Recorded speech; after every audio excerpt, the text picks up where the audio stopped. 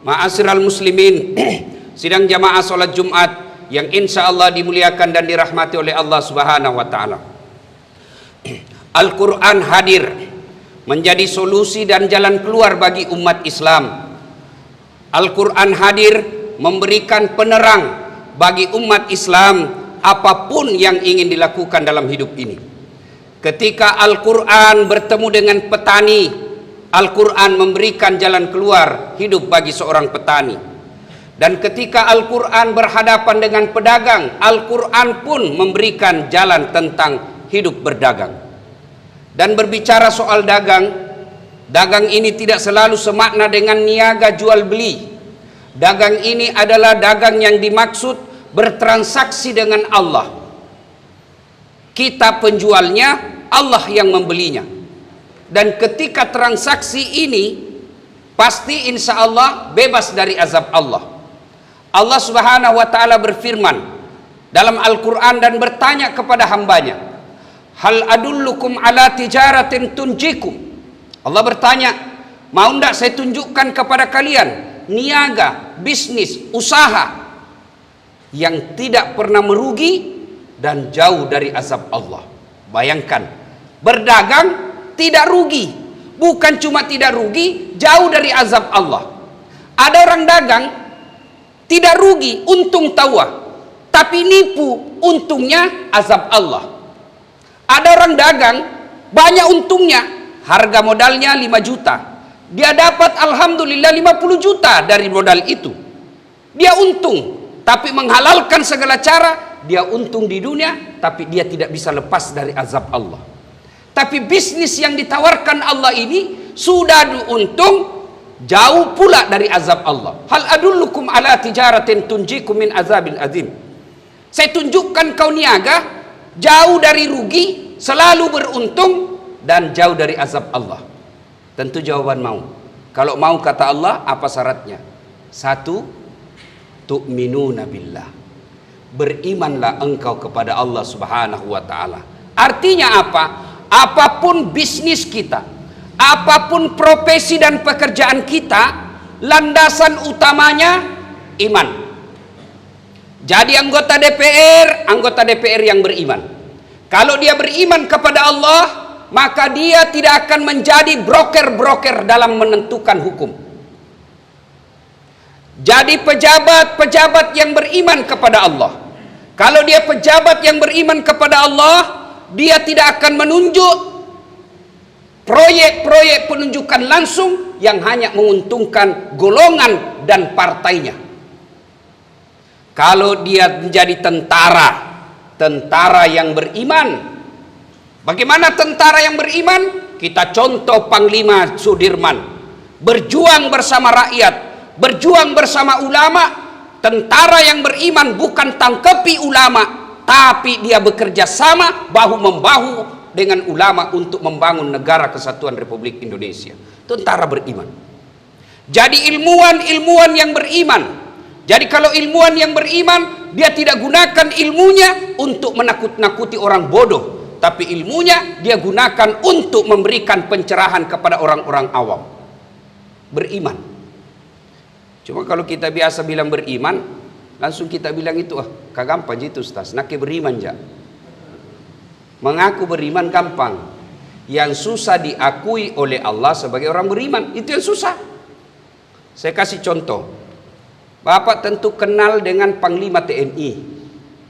Para anggota POM di sini pasti tahu Panglima TNI. Begitu saya bilang, Cikalik Kenjo, sepupu kah itu Panglima TNI? Mengaku gampang. Tapi begitu ditanya Panglima, Pak Panglima, sepupu kau beda Dasat?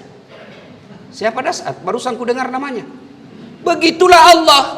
Mengaku beriman kepada Allah gampang.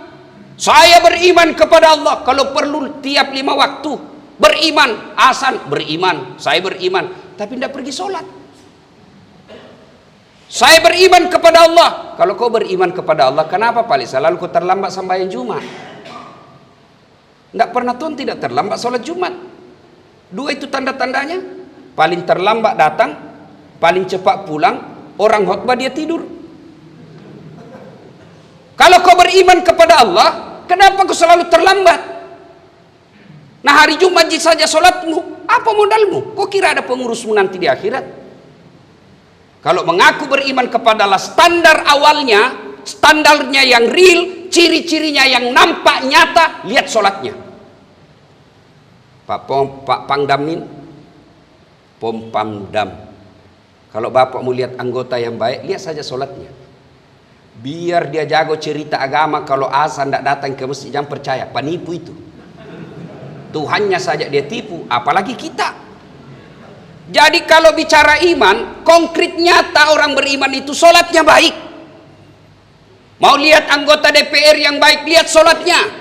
Biar dia pakai songkok, pakai gamis, pakai serban, pegang tasbih, keluar dari mobilnya, dia pakai sajadahnya, tapi tidak pernah kau lihat salat jamaah di masjid. Pembohong itu pasti kalau dia anggota dewan. Lihat saja sholatnya. Yang kedua, bisnis yang tidak pernah rugi. Jadi itu tadi dasarnya tadi, mau pedagang, mau jadi musikus, mau jadi anggota DPR, mau jadi ilmuwan, tentara, polisi, ustadz, dasarnya iman. Yang kedua, warasulihi, dan juga beriman kepada Rasulnya. Ada orang beriman kepada Allah tapi tidak percaya kepada Rasulnya, maka Islamnya tidak sempurna, bahkan tidak sah keislamannya. Sebab apa? Kita berikrar la ilaha illallah Muhammadar Rasulullah. Itulah yang disebut dua kalimat syahadat. Dua kalimat syahadat maknanya dua perjanjian, dua akad. Dua perjanjian itu, perjanjian pertama, la ilaha illallah, tiada Tuhan kecuali Allah, tiada Allah, tiada Tuhan disembah kecuali Allah. Yang kedua, Muhammad dan Rasulullah, bahwa Muhammad adalah utusan Allah. Nah, mana aplikasinya, wujud konkretnya? Kalau jadi tentara, beriman kepada Allah, beriman kepada Rasulnya. Mana wujud konkretnya? Sekarang sudah tidak ada nabi. Dengar bapak-bapak tentara, kalau ada orang hafal Quran 30 juz, nah hafal artinya, tafsirnya, asbabun nusulnya dia hafal, dia kuasai semua, tapi dia mengaku nabi, jangan percaya. Ada orang kita lihat ulama hebat sekali, seluruh hadis dia hafal, asbabul wurudnya itu hadis, sejarahnya hadis pun dia kuasai, tapi dia mengaku dirinya sebagai nabi, wajib kalian tidak percaya kalau dia mengaku nabi. Kenapa?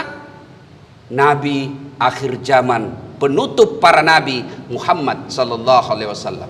Kalau ada yang mengaku ada nabi setelah Muhammad, pasti itu kesesatan. Nah, sekarang wujudnya tidak ada nabi sekarang. Bagaimana kita beriman kepada nabi?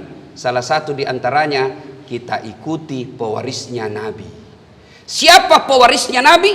Al ulama'u warisatul anbiya. Banyak sekarang adik-adik kita yang mengaku dan mengklaim komunitas hijrah namanya. 3 tahun dia maksiat, 3 tahun dia bajingan, tiba-tiba hijrah, belajar agamanya hanya melalui YouTube, dan yang dia dengar ceramah-ceramah yang menghasut, akhirnya dia memahami agama dengan penuh kebencian. Itulah pentingnya ada ulama pembimbing kita.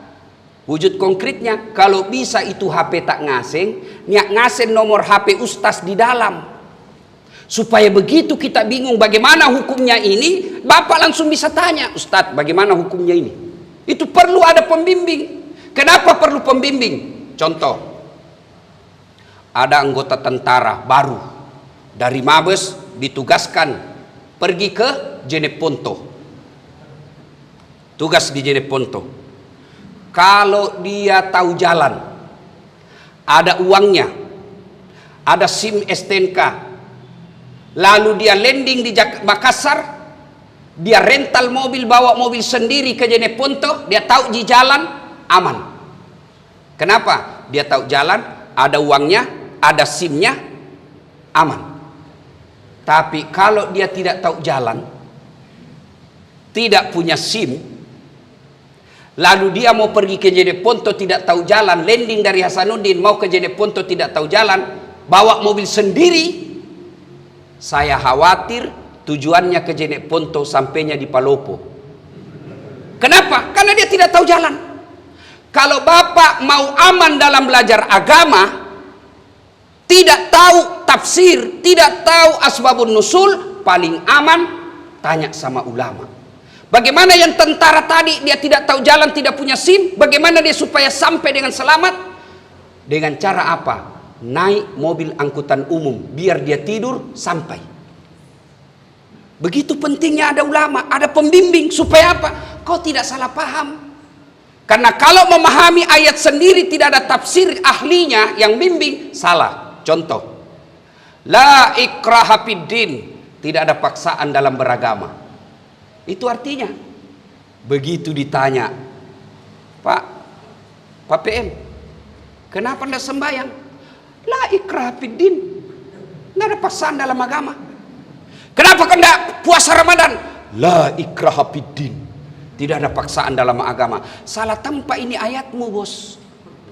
Ayat ini menceritakan ketika Rasulullah mengajak kafir-kafir Quraisy waktu itu untuk masuk ke Islam, ajak-ajak terus sampai pamannya pun diajaknya, lalu tidak bisa dapat hidayah. Maka Allah sampaikan, la ikraha fiddin, tidak ada paksaan dalam beragama. Sekarang tidak bisa kau bilang itu ketika disuruh kau sholat Jumat. Yang ketiga, bisnis yang tidak pernah rugi dan jauh dari azab Allah. Wa tujahiduna fi sabilillah, berjihadlah engkau di jalan agama Allah. Jihadnya para ulama, dakwah. Jihadnya pegawai negeri, layani masyarakat. Jihadnya tentara, jaga stabilitas negara kesatuan Republik Indonesia. Itu jihadnya tentara. Jihadnya kami kepala rumah tangga, bapak-bapak yang cari nafkah, daripada keluar rumah jalan kaki pergi jadi tukang beca, jadi tukang bentor, jadi pedagang, buruh kasar. Kalau kau sholat subuh, kau keluar dari rumahmu lillahi ta'ala cari nafkah, tanggung jawab sebagai kepala rumah tangga, maka kata Nabi, langkah-langkah kakimu adalah fisabilillah, jihad. Jangan selalu memaknai jihad itu adalah pedang. Jihad itu adalah senjata. Kalau ini hanya ini yang kau pahami, maka jihad kita tidak dapat pahala jihad di Indonesia karena tidak ada perang. Lalu jihadnya kita adalah amar ma'ruf nahi mungkar. Kalau kita lihat ada kemungkaran, ada kebatilan, kata Nabi, ada 3 caramu perangi dia. Pertama kata Nabi, kau lihat minuman ballo, kau lihat perzinahan, kau lihat pencurian. Yang pertama kau lihat koruptor. Pertama kau lakukan, kata Nabi, cegahlah dengan tanganmu. Tangan adalah simbol kekuasaan, tangan adalah simbol jabatan. Kalau kau tentara, tangan, ku tangkap kau kalau masih begitu kau. Bukan ki tentara, bukan ki polisi, bukan ki aparat. Maka kata Nabi, yang kedua caranya mencegah kebatilan itu dengan cara apa? Pabilizani, dengan lisan. Nah, ini nih tugasnya pendakwah. Kita juga bukan punya kekuasaan, juga tidak punya kemampuan berkhutbah atau berceramah. Maka kata Nabi yang ketiga, tegurlah dalam hatimu, tapi ketahuilah menegur dalam hati adalah selemah-lemah iman. Sidang Jumat yang saya muliakan, inilah 3 bisnis yang ditawarkan oleh Allah. Beriman kepada Allah, beriman kepada Rasulnya, dan yang ketiga, berjihadlah kalian di jalan agama Allah sesuai dengan kemampuan dan kesanggupan. Jihad itu ada 2 cara, dengan jihad amwal, dengan harta, anfus, dengan jiwa kita. Alhamdulillah, baru beberapa pekan kita tempati masjid ini. Bapak-bapak tentara tentu yang berpartisipasi pengadaan masjid ini, jabatan bapak bisa hilang, baju loreng bapak bisa lepas, pangkat jabatan itu ada POM, PM, tulis begitu bapak pensiun bapak pakai pergi pasar, nah bilang korang gila, bisa hilang. Tapi tenaga bapak, angkat semen, angkat batu, mengaci macet, itu meskipun bapak sudah tulang belulang, amalnya tetap mengalir, yang disebut amal jariah. Mudah-mudahan kehadiran kita dengan dakwah ini, dengan nasihat ini, menjadi pencerah buat kita, agar kita menjadi lebih baik. Kalau selesai dakwah ini, ada perubahan, perbaikan yang kita lakukan, alhamdulillah, kita masuk dalam kategori Allah Subhanahu wa taala firman-Nya. Bismillahirrahmanirrahim. Innamal mu'minuna alladzina idza dzukirallah wajilat qulubuhum. Orang yang baik imannya, selesai dengar dakwah menjadi lebih baik lagi. Tapi pun nalik memakikan kate dengar ceramah bahwa tanda orang beriman itu solat. Minggu lalu, minggu depan masih terlambat jakit lagi. Berarti kita itu orang yang kena sindiran Allah. Bismillahirrahmanirrahim. Wa thawa'un alaihim a'anzartahum am lam tunzirhum la yu'minun. Kau sampaikan ayat Allah atau tidak sama saja, mereka tidak akan beriman. Bahkan dalam ayat berikutnya, mereka lebih hina dari binatang. Nauzubillah min zalik.